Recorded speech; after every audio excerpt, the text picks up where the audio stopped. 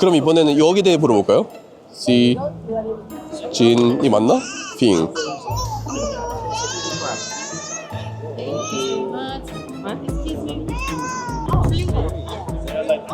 야, 시진핑이 누구냐 물어봤는데 이거 딥시크 이거 못 쓰겠는데 이거.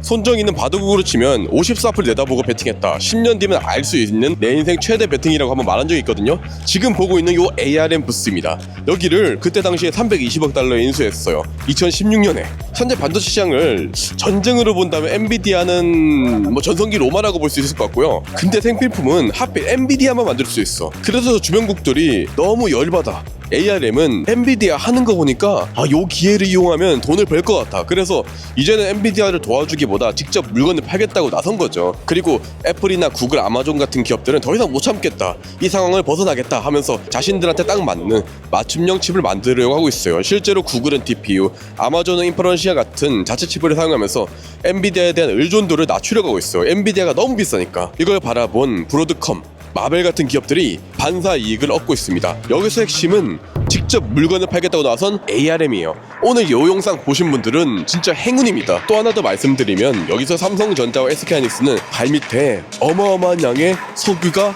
숨어져 있습니다. ARM은 반도체 설계도를 제작하는 기업이에요. 예를 들어서 요리 레시피라고 생각해 보자고요. 같은 요리 레시피라도 제가 요리하느냐 아니면 안성재 셰프가 요리하느냐에 따라서 음식이 다르게 나올 거 아니에요. 마찬가지예요. ARM은 설계도를 제공을 해줘요. 그 설계도를 바탕으로 삼성이 요리를 할 수도 있는 것이고, 애플이 요리를 할 수 있는 것이고, 퀄컴이 요리를 할 수 있는 거예요. 즉 모든 반도체 기본에 ARM이 있다는 것, 굉장히 중요한 기업입니다. 그리고 이쪽에 보시면 ARM 기반의 이제 여러 가지 스마트폰들이 있는데, 첫 번째로 이거는 비보 스마트폰인데 중국폰이 이렇게 전시되어 있는 게 굉장히 조금 흥미롭네요. ARM은요 리스크 아키텍처를 기반하고 있는데 컴퓨터 명령어들이 굉장히 좀 간단하고 직관적이라고 합니다. 인텔처럼 복잡한 연산을 한 번에 처리하기보다 여러 단계를 거쳐서 간단하게 처리하는 단순한 명령어 중심이라 굉장히 효율적인데요. 쉽게 생각하면 꼭 필요한 재료만 모아놓은 레시피를 만들어 놓은 게 ARM이에요. 인텔 같은 경우에는 레시피가 거의 파인 다이닝 수준인 거죠. ARM은 엔비디아랑도 긴밀하게 협업을 이어나가고 있습니다. 근데 얘네들이 특이한 게 설계를 또 모듈화를 시켰어요. 각 코어가 특정 용도에 맞게 최적화되어서 원할 때 여기 불을 끄고 원할 때 저기 켜고 하는 것이 가능하기 때문에 빅테크들 입장에서는 이거 쓰는 게 굉장히 효율적인 거죠. 집에서 일을 할 때 모든 방을 다 불 켜는 것보다 내가 필요한 방만 켜는 게 더 효율적이잖아요.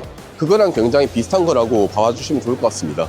그리고 ARM 임원분께서 말씀하신 바에 따르면 ARM은 앞으로 약 10년에 걸쳐서 스마트폰 관련 매출을 10억 달러를 찍는 것을 목표로 하고 있다고 해요. 이게 무슨 의미냐면 ARM이 뭐 갤럭시의 엑시노스, 애플의 A 시리즈, 뭐 대만의 미디어텍처럼 퀄컴의 스냅드래곤처럼 자기들의 칩을 만들겠다고 선언을 한 거예요. 그리고 메타가요 그 첫 번째 고객이 됐다고 공공연하게 선언을 했습니다. 앞으로 거의 모든 기업들이 자신들만의 맞춤형 반도체를 가지게 되거나 아니면 자신들이 직접 칩을 설계하고 만들게 되는 세상이 오게 될지도 모르겠다는 생각이 듭니다. 그래서 요즘 좀 많이 나오는 용어 자체가 이 범용 반도체 말고 맞춤형 반도체라는 용어를 좀 많이 들어보셨을 것 같아요. 커스터마이징 한다고. 맞습니다. 개개인이 맞게. 맞습니다. 이게 범용 반도체라고 하면은 뭐 엔비디아 H100이라든지 뭐 전체적으로 쓰일 수 있는 그런 칩들을 좀 의미를 하고 있는데 요게 좀 AI가 좀 발전을 하면서 모든 저희가 지금 쓰고 계시는 기기라든지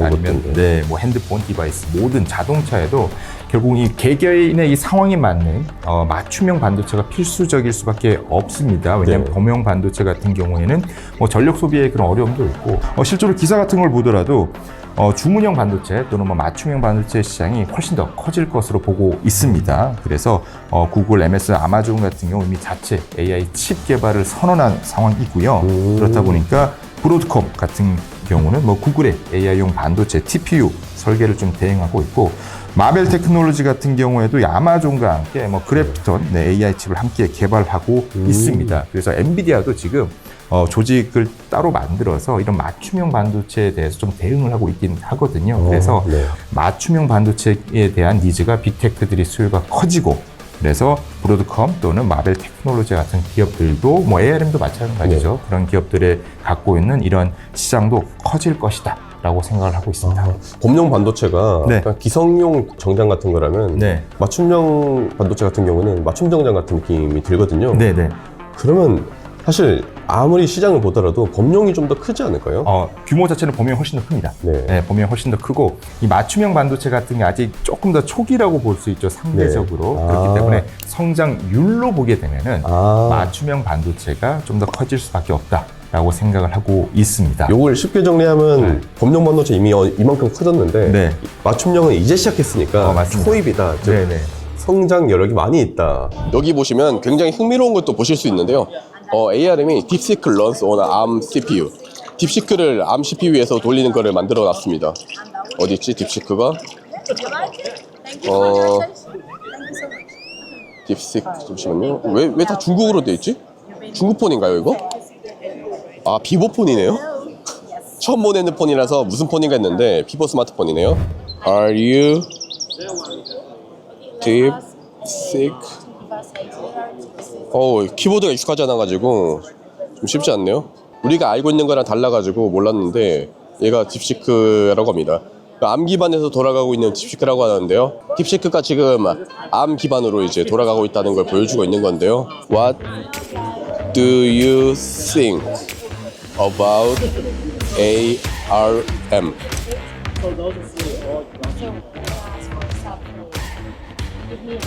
와, 왜 이렇게 뭐가 이렇게 빨라? 지금 네, 얘가 인터넷이 연결이 안 된 상태입니다, 여러분. 그냥 온 디바이스로 돌아가고 있는 것 같거든요. 근데 굉장히 빠르네요. 그럼 이번에는 여기에 대해 물어볼까요? 진이 맞나? 핑.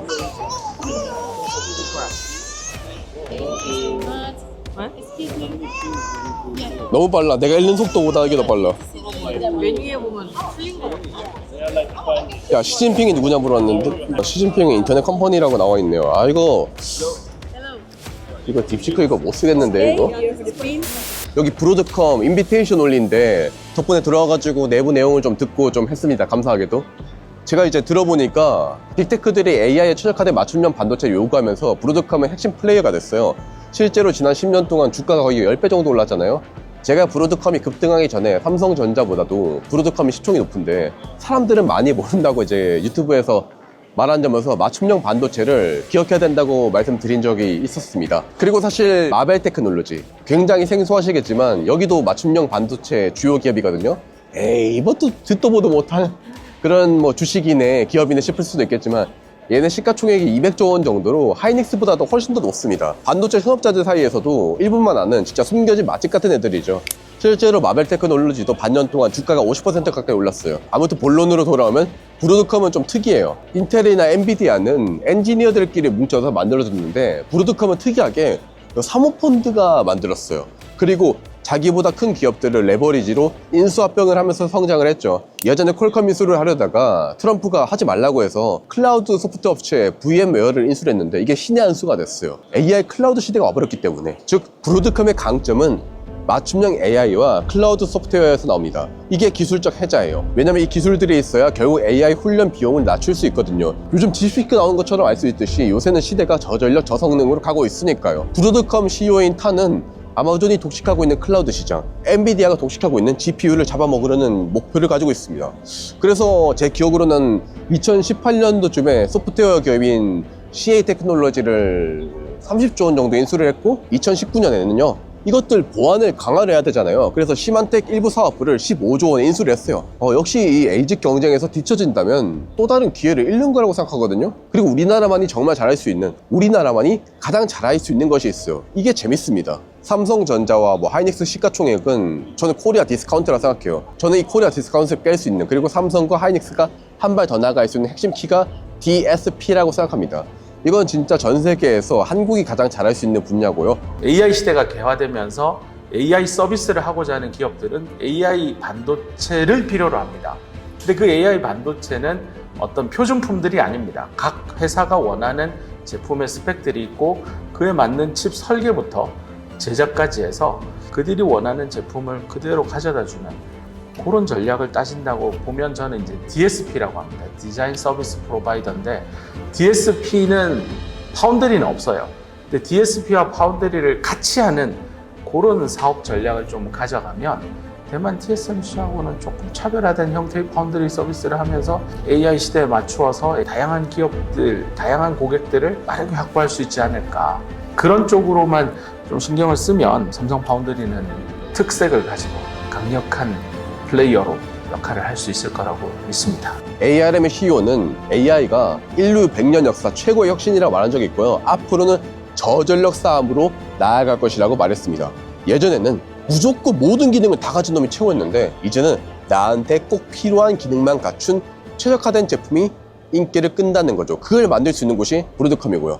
정말 우리나라 삼성전자랑 SK하이닉스도 브로드컴처럼 여러 가지 기업들을 인수를 하면서 적극적으로 좀 사업을 확장하고 강화를 갔으면 좋겠어요. 물론 저는 잘 모르지만 여기 보시면 브로드컴이 인수했던 여러 가지 기업들이 나오고 있거든요. 이런 기업들을 통해서 브로드컴은 정말로 많이 성장을 했습니다. 스타트업들을 좀 적극적으로 많이 인수를 해줬으면 좋겠어요. 정말로 현 시대에 삼성전자 하이닉스가 진짜 M&A 적극적으로 하면서 부족한 부분들이 있잖아요. 삼성이랑 하이닉스도. 그런 것들을 스타트업이 채우면서 좀 긍정적인 시너지가 나서 대한민국의 나스닥 탑10 한번 들어가 보길 기원을 해봅니다. 흥미로우셨다면 많은 댓글과 구독도 부탁드리고요. 그러면 저희는 다음 부스로 가보도록 하겠습니다. 가시죠.